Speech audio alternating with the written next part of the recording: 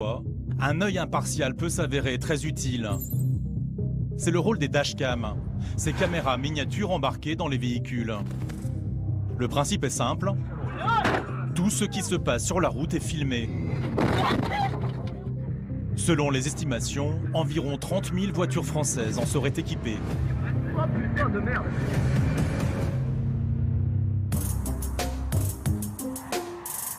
Dans un petit village du Jura, Mathieu, trentenaire, a sauté le pas il y a 2 ans.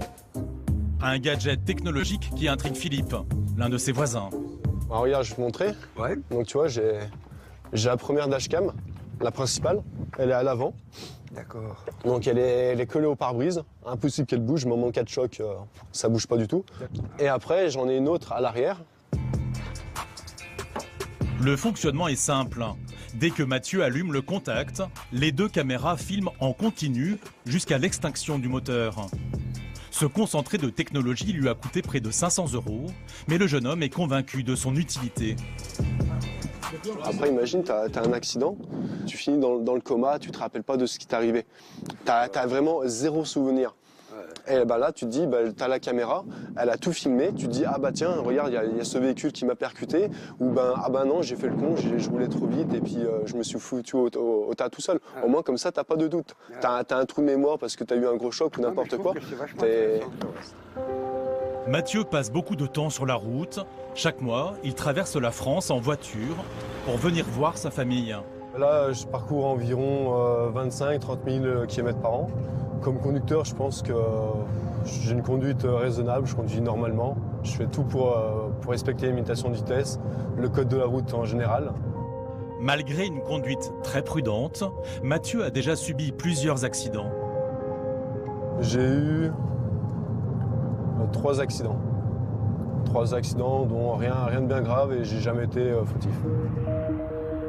Des accidents non responsables qui l'ont poussé à s'équiper de sa petite caméra, au cas où. Un choix qui s'est finalement révélé utile. Un jour d'août 2017, il roule tranquillement sur cette route, près de chez ses parents. Je rentrais de Bourg-en-Bresse, c'est une ville juste à côté, où j'ai fait mes courses. J'étais dans ce sens-là, sur cette route. Je roulais à vitesse normale. À l'époque, on pouvait rouler à 90, donc j'étais à 90. Et là, juste au virage d'après, il y a la voiture qui s'est déportée sur mon côté et qui m'a percuté.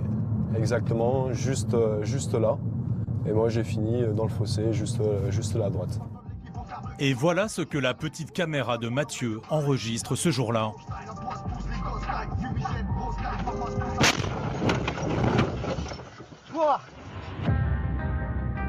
Un accident d'une grande violence. Ce choc frontal inattendu survient à près de 90 km/h. Mathieu est un miraculé. Quand j'ai vu la voiture, dans ma tête, je me suis dit c'est bon, c'est fini, je vais pas m'en sortir, quoi. C'est la seule chose que je me rappelle, il y a eu le choc, les airbags ont pété, j'ai repris mes esprits, j'ai gueulé un petit peu et puis je me suis dit c'est bon, ça va, je suis entier, je peux sortir de la voiture.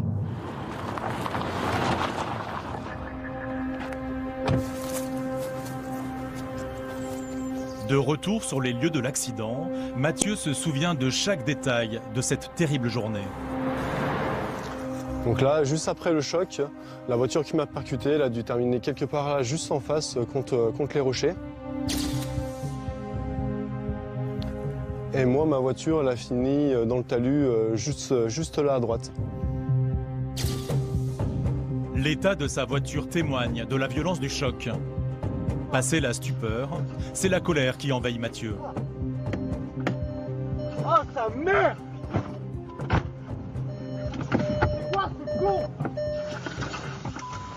Je suis sorti, j'ai engueulé déjà le gars. L'autre véhicule est très endommagé, mais les 3 jeunes occupants n'ont pas de blessures sérieuses. Mathieu veut comprendre ce qu'il vient de se passer. Il questionne le conducteur, âgé de 18 ans.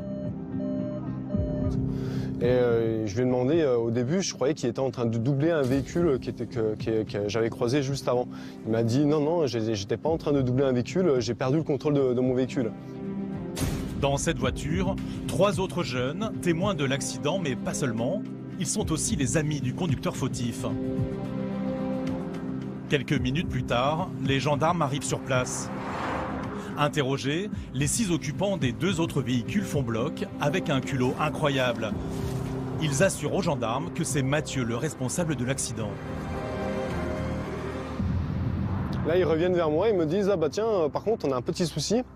Les personnes qui sont en face disent comme quoi c'était vous qui rouliez au milieu de la route et pas eux. » Et je me suis senti sur le cul, quoi. Et je me suis dit « Non mais les mecs, ils osent dire ça et tout. » C'était obligé, ils étaient en tort, quoi. Et puis ils ont dû parler entre eux, ils ont dû se dire « Ah bah tiens, le mec qui est tout seul et tout, on va lui faire porter le chapeau, il pourra pas se défendre. Nous, on est 6 et on est 2 véhicules. On a même qu'à dire qu'on se connaît pas. » Voilà, quoi. Donc pour eux, c'était déjà tout fait, quoi. La situation est d'autant plus mal engagée pour Mathieu qu'il n'y a aucun élément sur place, comme par exemple des traces de freinage, qui accréditerait sa version.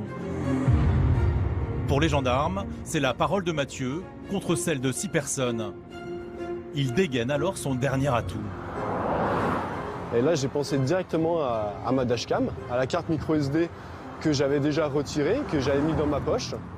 Et j'ai directement donné la carte micro SD aux gendarmes en leur disant voilà, ça a tout été filmé, c'est tout dessus, tenez. La petite caméra de Mathieu va finalement faire triompher la vérité. Le soir même, les gendarmes m'ont rappelé en me disant comme quoi, bah, monsieur, on a regardé la vidéo et vous pouvez dire à votre assurance comme quoi vous n'êtes pas en tort. Donc la caméra m'a vraiment sauvé les miches. Sans ça, dans le meilleur des cas, j'aurais eu 50-50, mais vraiment dans le meilleur des cas avec beaucoup de chance. Et grâce à la caméra, j'étais non responsable. Mais en matière d'accident de la route, vous allez voir que les gendarmes n'ont pas toujours besoin d'images pour rapidement comprendre qui est fautif.